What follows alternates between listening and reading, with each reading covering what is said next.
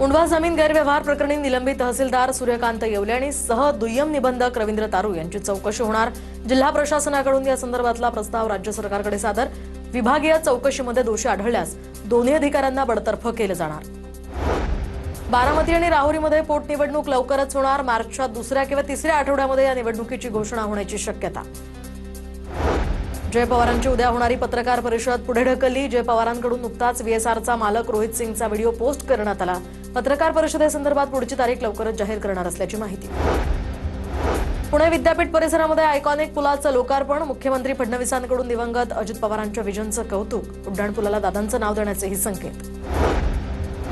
भाजपनं पराभवाची सवय लावून घ्यावी। महापालिकेमध्ये जे झालं ते जिल्हा परिषदेतही होणार नाही। खासदार विशाल पाटलांची भाजपवर टीका। तर 18 फेब्रुवारीला जिल्हा परिषद अध्यक्षपदाची निवडणूक होणार आहे। सांगली जिल्हा परिषदेमध्ये भाजपचा अध्यक्ष होईल मंत्री चंद्रकांत पाटलांकडून विश्वास व्यक्त।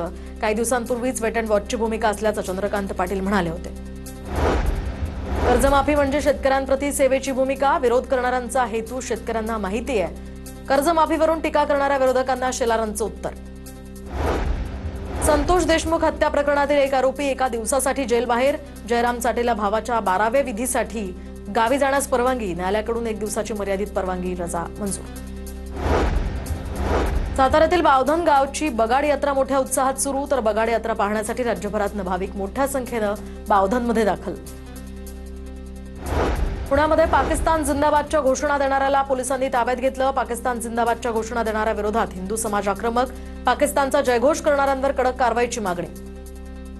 बोगस शालार्थ आयडी प्रकरणातील अहवालामध्ये 150 शिक्षकांची नावं। संबंधित शिक्षकांचं वेतन थांबवलं। शिक्षक भरती घोटाळ्याची व्याप्ती वाढली। तपासाच्या कक्षेत सुमारे 1000 जण असण्याची शक्यता। 10वी-12वी परीक्षेच्या कॉपी प्रकरणामध्ये 81 कर्मचाऱ्यांचं निलंबन। मराठवाड्यामध्ये सर्वाधिक गैरप्रकार। तर आतापर्यंत 24 जणांवर गुन्हे दाखल। नागपुरातील पेपर फुटी प्रकरणामध्ये उमरेडमधील गुरु शिष्याची केमिस्ट्री। तर कॉलेज आणि कोचिंग क्लासच्या माध्यमातून पेपर फुटीचं कृत्य। सतीश खर्चे आणि अतुल चौधरी या दोघांनाही 10 मार्चपर्यंत पोलीस कोठडी।